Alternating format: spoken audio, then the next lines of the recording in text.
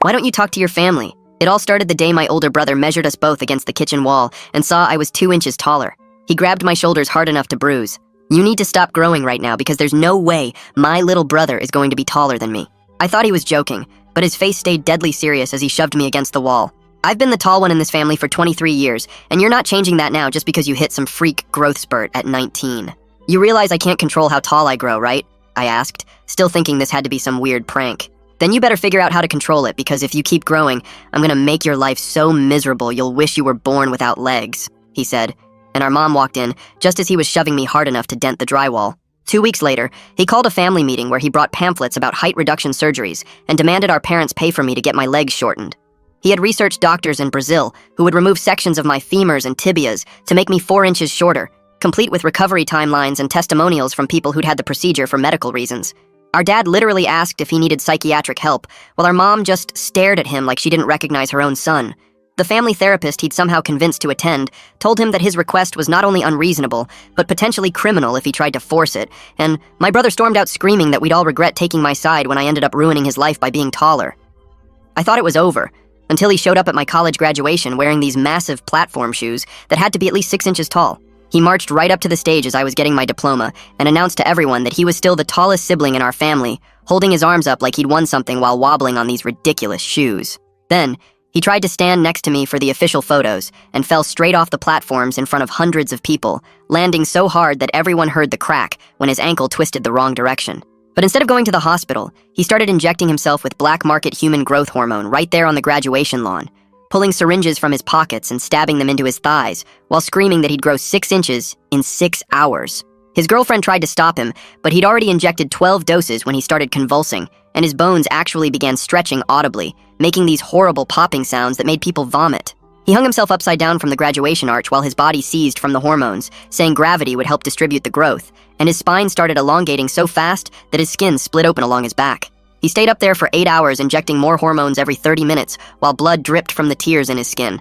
And when paramedics tried to get him down, he climbed higher and tied weights to his ankles to stretch faster.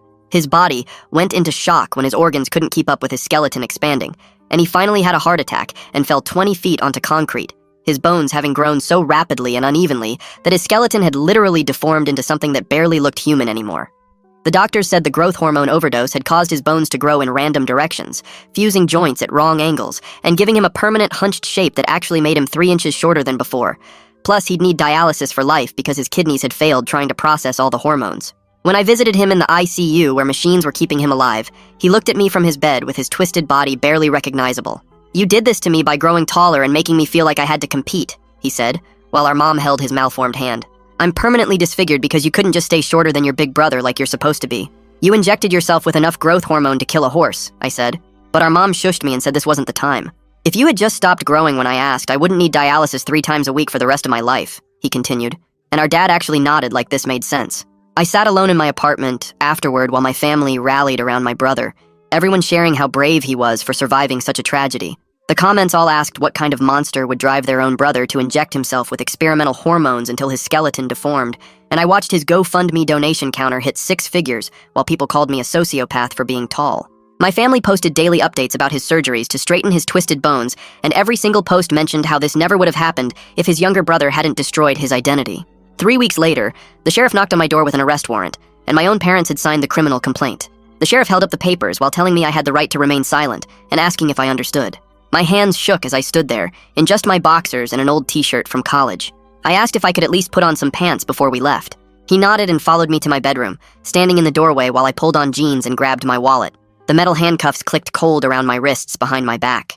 He led me down the apartment hallway, past neighbors who peeked through cracked doors.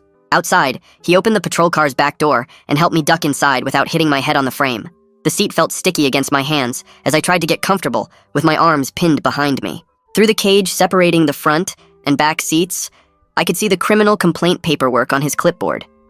The words harassment and cyberstalking jumped out at me in bold print near the top of the form. As we drove, I leaned forward to read more of the complaint through the metal mesh. My brother had written pages claiming I'd been sending him threatening messages about his height for months. He listed specific dates and times when I'd supposedly sent texts saying I'd hurt him if he didn't accept being shorter. The lies were so detailed with exact quotes and timestamps that I wondered if he actually believed this stuff himself. At the jail, the booking officer took my handcuffs off and had me stand against a height chart for photos. The camera flashed while I held a plastic board with numbers under my chin. He rolled each of my fingers in ink and pressed them onto cards while asking about medical conditions and medications. I told him I was healthy, unlike my brother who needed dialysis 3 times a week from his hormone overdose. He just wrote none on the form and moved on to the next question about drug allergies. They gave me an orange jumpsuit that smelled like bleach and plastic slides for my feet. A guard led me through heavy doors that buzzed and clanked as they locked behind us. The holding cell had 3 other guys already sitting on metal benches bolted to the walls. I found an empty spot and sat down, trying not to think about my parents signing papers to have me arrested. The bench felt cold through the thin jumpsuit fabric. One guy with neck tattoos asked what I was in for. When I said being taller than my brother, he laughed and thought I was making a joke. I didn't bother explaining the whole insane story about growth hormones and platform shoes. We sat there for hours watching guards walk past the bars every 15 minutes on their rounds. My stomach growled since I hadn't eaten breakfast before the sheriff showed up.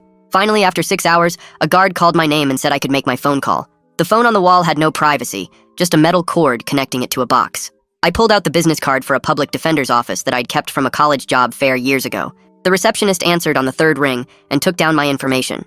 She said someone would call back within 24 hours, which felt like forever when you're sitting in jail. That evening around 7, a guard came to get me saying my lawyer had arrived. In the small interview room, a woman younger than I expected sat with a yellow legal pad. She introduced herself as Madeline Camp from the public defender's office.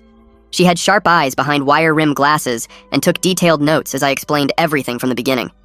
I told her about the platform shoes at graduation and the hormone injections and how he ended up deformed. She kept writing without looking shocked, which made me feel slightly better. When I finished, she said she'd seen family disputes before, but this one was uniquely disturbing. She promised to get me out at arraignment tomorrow morning and started explaining what would happen in court. The next morning, guards brought several of us to the courthouse in a van with bars on the windows. They kept us in a holding area behind the courtroom until our cases were called. When my name came up, they brought me through a side door into the courtroom. My parents sat in the gallery but wouldn't look at me when I tried to make eye contact. Mom stared at her hands folded in her lap, while Dad looked straight ahead at the judge. The judge read the charges and asked how I wanted to plead. Madeline said not guilty and argued for reasonable bail since I had no criminal record and strong community ties. The prosecutor asked for $10,000, but the judge set it at $5,000 with a no-contact order. Madeline whispered that this was actually good news since harassment charges could have gotten higher bail. The judge said I couldn't contact my brother or parents directly or through third parties. After court, they took me back to jail to wait for bail processing. I called my bank and arranged to transfer $500 for the 10% payment to a bail bondsman. The paperwork took 3 more hours before they finally released me, with a bag containing my clothes and wallet. Outside the jail, I took an Uber back to my apartment since my car was still there. When I got home and checked my phone, my social media was flooded with hundreds of notifications. Someone had leaked my mugshot online, and it already had thousands of shares. People called me a monster who drove my brother to destroy his body with hormones. The comments said I should be locked up for what I did to him. My Facebook, Instagram, and Twitter were all full of hate messages from strangers who'd heard my family's version.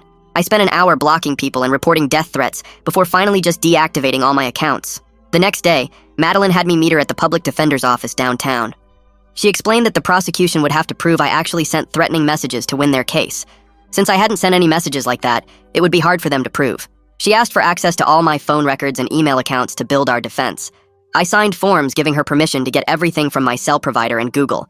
She warned this could take months to resolve through the court system. That afternoon, I got an email from the company where I had a job interview scheduled for Friday. The HR person wrote that they were going in a different direction with the position. I knew it was because they'd run a background check and seen my arrest record. When you Google my name now, the first results are news articles about the arrest with my mugshot. Nobody wants to hire someone who looks like a violent criminal in their Google results. That same night, my phone buzzed with another notification from my brother's GoFundMe page. My parents had posted an update saying I was refusing to take responsibility for pushing him to the brink.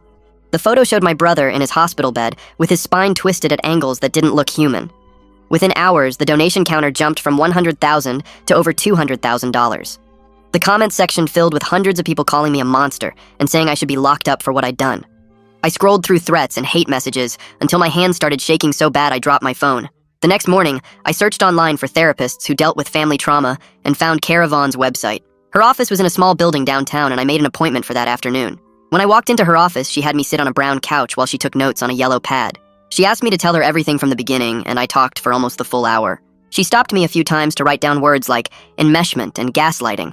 She explained that my family had made me the scapegoat for my brother's mental illness. She said none of this was my fault, and my brother's choices were his own. After the session, I met Madeline at her office where she had bad news. She told me I needed to delete all my social media accounts immediately. She said any post or comment could be twisted to look like I was violating the no contact order. I sat there deleting years of photos and memories from Facebook and Instagram while she watched. She said one wrong move could send me back to jail, and we couldn't risk it. 2 weeks passed with me mostly staying in my apartment ordering groceries for delivery. Then Elliot Reed knocked on my door one evening looking worried. He said he was concerned about police showing up at his property, and other tenants were asking questions. He wasn't evicting me yet, but warned that if there was more drama, he'd have to reconsider my lease. I promised to keep things quiet, and he left, but I could tell he wanted me gone. The next day, Madeline called saying my brother had filed for a temporary restraining order. He claimed I'd been stalking him at the dialysis center, even though I hadn't left my apartment except for therapy and legal meetings. She said it was clearly false, but we still had to respond in court and prove I hadn't been there. That afternoon, I got an email from someone named Travis Lane, who said he was a reporter. He'd been investigating the graduation incident and found witnesses who saw my brother inject himself with hormones. He wanted to hear my side of the story and said he could help clear my name. Madeline told me not to respond yet, but to save his contact information for later. At my next therapy session, Kara explained how family dynamics work in situations like mine. She said my brother fit the golden child role despite his obvious problems because our parents couldn't accept his mental illness. I was the scapegoat who got blamed for everything that went wrong in the family. She said these patterns often take years to break if they ever break at all. She gave me worksheets about setting boundaries and recognizing manipulation tactics. That night, I got an unexpected email from Harper Molina, who I'd gone to college with. She said she'd recorded my brother's platform shoe incident and the hormone injections on her phone. She had clear video of him pulling syringes from his pockets and injecting himself while people tried to stop him. She was willing to testify about what really happened if I needed her to. This was the first good news I'd had in weeks, and I forwarded it to Madeline immediately. 3 days later, I had to go to the district attorney's office to meet with Antonio Meyer. He was younger than I expected, and actually seemed interested in hearing my version of events. He took detailed notes about the graduation incident and asked specific questions about the timeline. He wanted to know exactly when my brother arrived and when he started injecting himself. He asked if anyone else saw him bring the syringes and hormones. I told him about Harper's video, and he wrote down her contact information. He said he'd review all the evidence before making any decisions about the case. The restraining order hearing was scheduled for the following week at the courthouse. My brother appeared on a video screen from his hospital bed looking worse than before. His spine was so twisted he could barely sit up straight, even with pillows propping him up.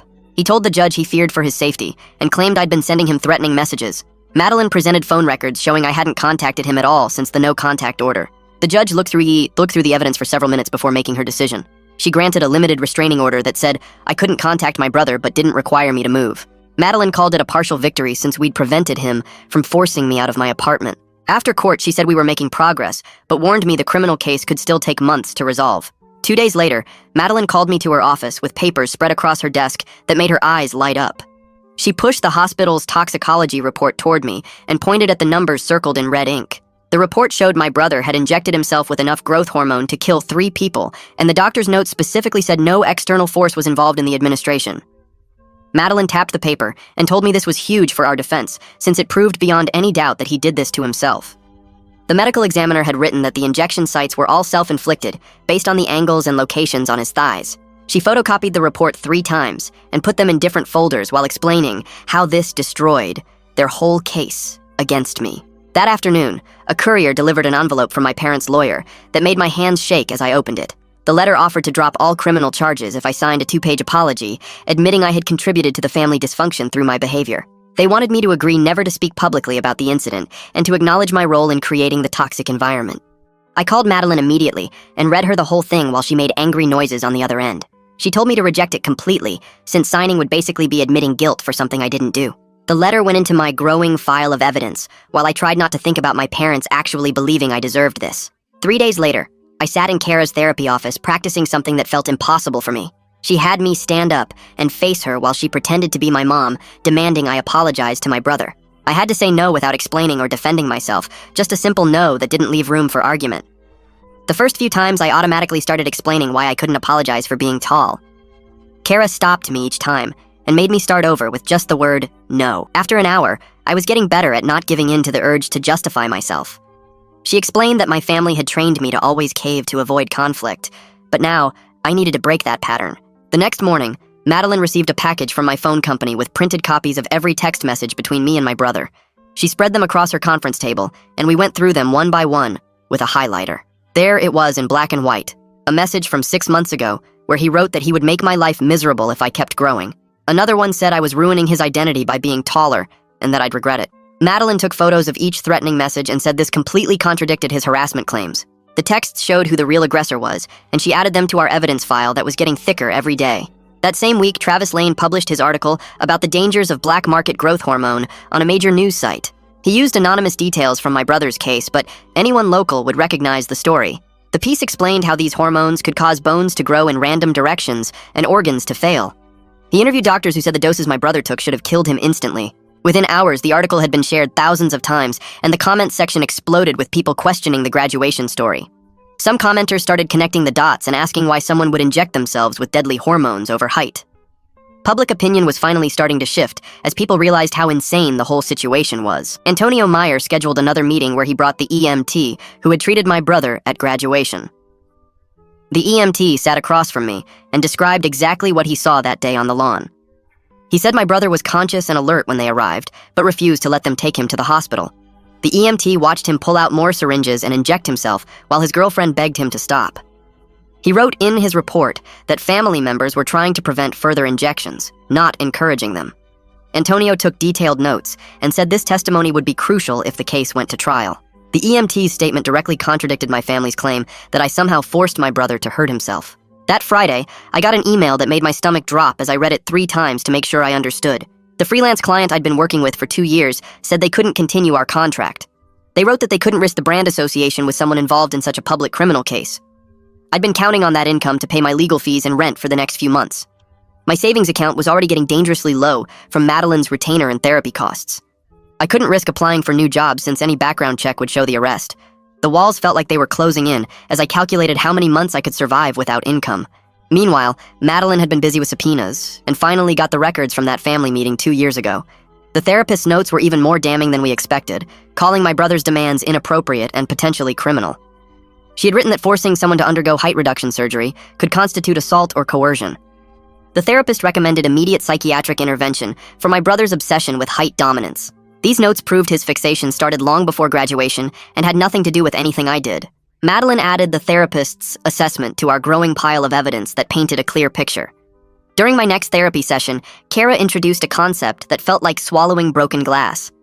She called it radical acceptance and explained it meant accepting that my family might never acknowledge the truth. They might never apologize or admit they were wrong about me. I had to accept this reality without waiting for them to change or hoping they'd eventually see my side. She said staying trapped in hope for something that would never happen would keep me stuck forever. The exercises she gave me involved writing letters to my family that I'd never send. I had to practice letting go of the need for their validation or understanding. It was the hardest thing she'd asked me to do because part of me still wanted my family back. A week later, my cousin forwarded me an email that felt like another knife in my back. My parents had sent a letter to every extended family member, claiming I was mentally ill and dangerous. They wrote that I had driven my brother to self-harm through psychological manipulation and shouldn't be trusted. The letter asked relatives to cut contact with me for their own safety and to support my brother's recovery. Reading my parents' lies sent to aunts and uncles I'd known my whole life hurt more than the criminal charges. They were systematically destroying every relationship I had left while painting themselves as victims. My cousin said she didn't believe it, but others in the family were taking my parents' side. The isolation was complete, as I realized I'd lost not just my immediate family, but my entire extended family too. Travis Lane called me again the next morning, and this time Madeline said I could give him one short statement about the threatening messages. I told him I never sent any messages to my brother, and Madeline had already given him my phone records as proof. He published the article that afternoon with my statement right next to a timeline, showing exactly when everything happened. For the first time, my actual words were out there instead of just my family's lies about me. The comment section started shifting, and some people were finally questioning my brother's version of events. Antonio Meyer called Madeline 2 days later with something huge he'd found during discovery. The shipping records from the medical supply company showed my brother had ordered 12 boxes of syringes and 20 vials of black market growth hormone 3 weeks before graduation. The delivery address was his apartment, and the signature on the receipt was definitely his handwriting. This completely destroyed any claim that he just randomly decided to inject himself because of something I did at graduation. Madeline immediately filed a motion to dismiss all charges based on the shipping records and all the other evidence we'd collected. She was excited about our chances, but warned me that judges rarely dismiss family violence cases even when the evidence is weak. The court would probably want a full hearing just to cover themselves legally in case something bad happened later. My phone buzzed with a text from my old college roommate saying my mom had contacted him asking him to talk to me. She wanted to work things out as a family without all these lawyers getting involved and making everything worse. I showed the message to Madeline, and she told me absolutely not to respond or have any contact through third parties. Cutting that last tie to who I used to be felt like ripping out part of my soul, but I deleted the message. Kara spent our next session helping me create a safety plan for what to do if my family showed up somewhere in public. We practiced phrases I could use to leave the situation without escalating anything if they approached me at the grocery store or somewhere else. She had me write down the local police number in my phone and reminded me I could call 911 if I felt threatened.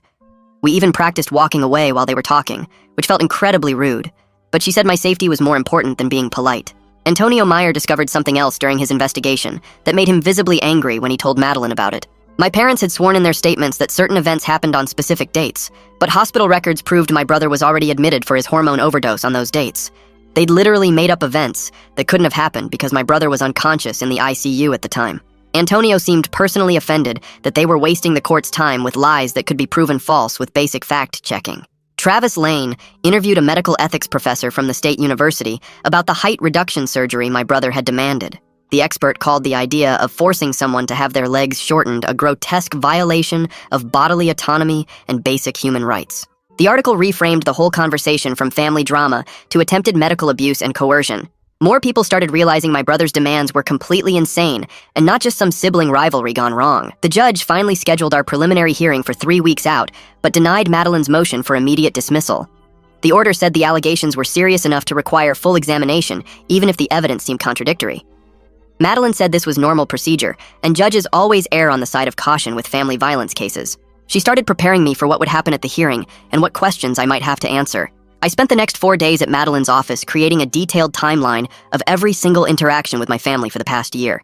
We went through my calendar, texts, emails, and social media to document everything that had happened before graduation.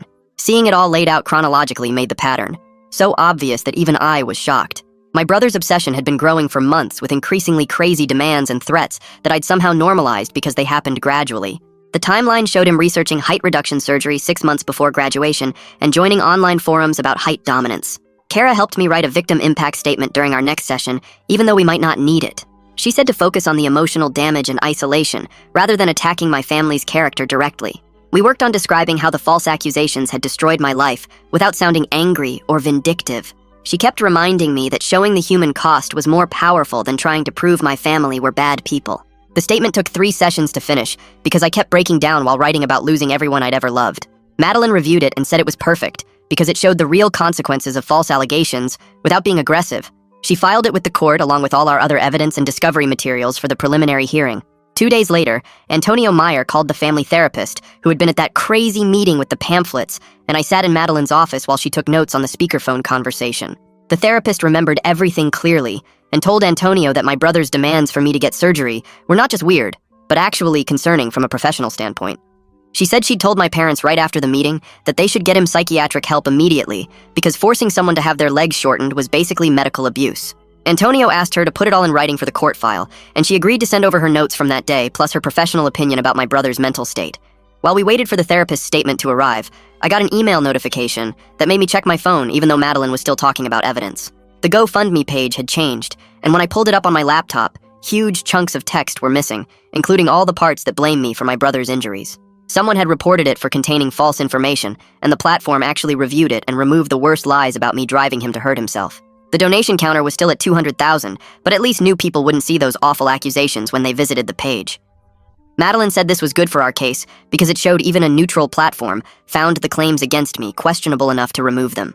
That afternoon, a letter arrived from my parents' attorney proposing something called a mutual no-contact agreement that would last for 1 year and basically make official what was already happening with none of us talking to each other.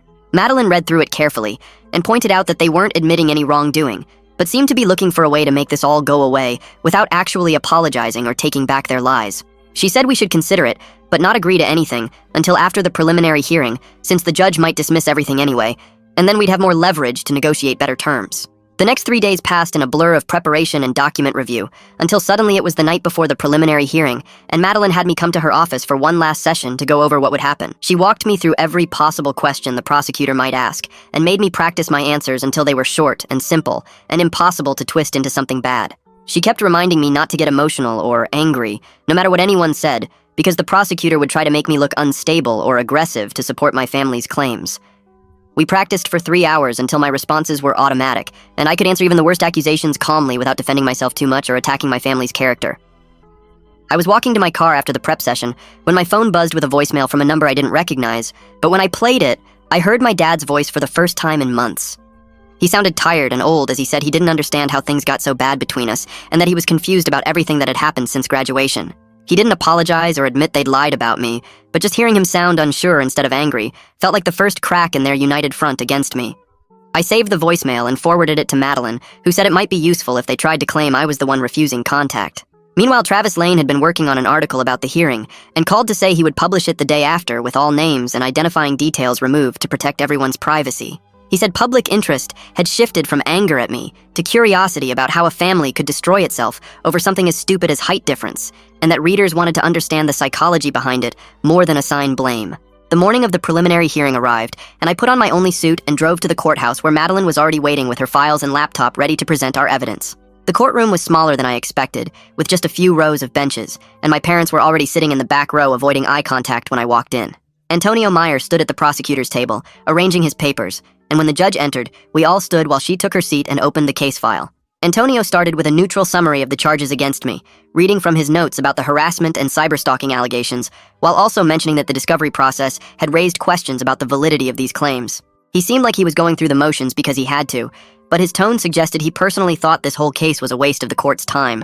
The judge asked him to present his evidence, and he called his first witness. But before anyone could testify, Madeline stood up and asked permission to show a video that would save time and clarify the key events. The judge agreed, and Madeline connected her laptop to the courtroom screen, and suddenly there was Harper's graduation video playing for everyone to see in clear detail. The footage showed my brother climbing the graduation arch himself, while people below begged him to come down and then injecting himself with syringe after syringe, while his girlfriend tried to grab them away from him. You could hear him screaming about needing to be taller than me, while his body convulsed from the hormones, and the judge watched without any expression as my brother's self-destruction played out in real time. When the video ended, Madeline called the EMT who had responded to the scene, and he testified that my brother was alert and oriented when he arrived and had specifically refused treatment while saying he needed to get taller than his younger brother. The EMT read directly from his report that my brother had been injecting more hormones even as the paramedics tried to convince him to stop, and that he'd said multiple times that he couldn't let me be taller than him. This testimony completely contradicted my family's story about me somehow forcing or driving him to hurt himself, and even Antonio looked uncomfortable as the evidence mounted. After the EMT finished, Antonio stood up slowly and looked at the judge for a long moment before speaking in a clear voice that carried through the small courtroom. He said that in the interest of justice and based on the evidence presented, the state was moving to dismiss all charges against me due to insufficient evidence and contradictory witness testimony that made prosecution impossible.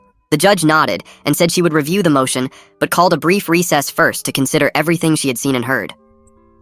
20 minutes passed before the judge came back into the courtroom, and everyone stood up again while she sat down and shuffled through her papers. She looked directly at me for a moment, then at my parents, who were sitting in the back row, and cleared her throat before speaking in a firm voice that filled the small room.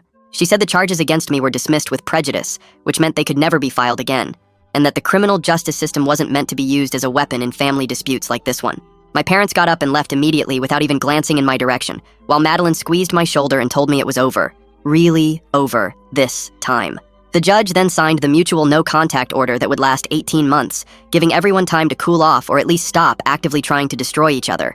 And Madeline explained this would protect me from any more false accusations, while also giving my family a way to save face by saying the court ordered them to stay away.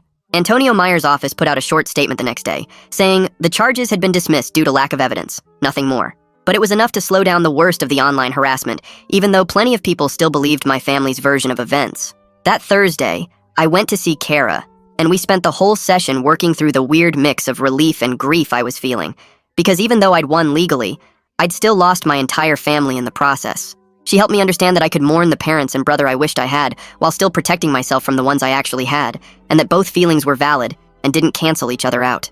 2 weeks went by before a letter arrived from my parents' lawyer with what they called an apology for involving law enforcement in a family matter, though they didn't admit to lying or acknowledge that I hadn't done anything wrong in the first place. Madeline read it over and said this was probably the most accountability I'd ever get from them, and that I should consider it a small victory that they'd even sent anything at all. Then Deacon Reed knocked on my door one afternoon to tell me he'd heard through his hospital connections that my brother had checked into a 6-month residential program that specialized in body dysmorphia and self-harm behaviors. He said the program was supposed to be really good, and maybe my brother would finally get the help he'd needed all along, instead of blaming everyone else for his problems. A month after that, I got a call from a company where I'd applied before all this started. And they said they'd looked into the actual case details instead of just seeing an arrest record, and were impressed by how I'd handled such a difficult situation.